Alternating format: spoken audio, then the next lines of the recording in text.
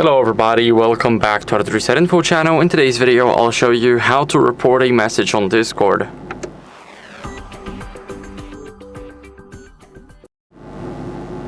So first, if you want to report a message, what you guys want to do is go over and select the message that you want to report. So I'll report this one.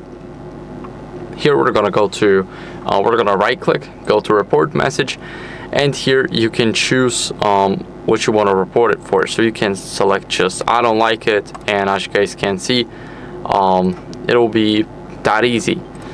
Here we can select the spam. We can also select, for example, something else, and for example, we can report someone for being too young to use the Discord.